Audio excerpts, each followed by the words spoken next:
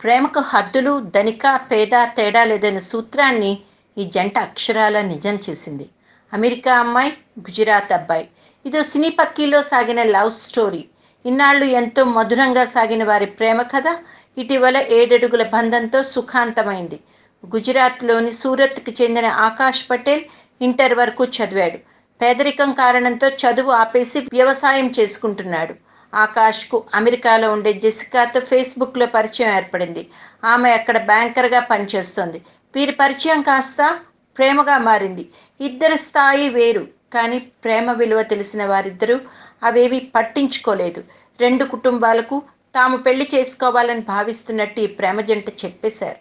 ముందు వీరి పెద్దలు నో చెప్పినా చివరకు ఓకే చెప్పారు. ఆగస్టు 2016లో మొదలైన వీరి ప్రేమ కథ ఇన్నాళ్ల తర్వాత సుఖాంతమైంది. ఆకాష్ జెసికాతో చాట్ చేసేందుకు ట్యూషన్కి వెళ్ళి ఇంగ్లీష్ నేర్చుకున్నాడు.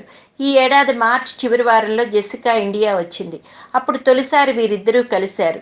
ఇక రీసెంట్గా ఆకాష్ సొంత ఊరు అయిన నవసరి జిల్లా సహేద్పురాలో వీరి పెళ్లి జరిగింది.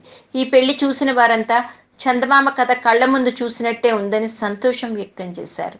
అయితే ఆకాష్ జెసికాతో మరోసారి అమెరికాలో వారి సాంప్రదాయ ప్రకారం పెళ్లి జరగనుంది. ముంబైలో ఈ జంట హనీమూన్ జరిగింది.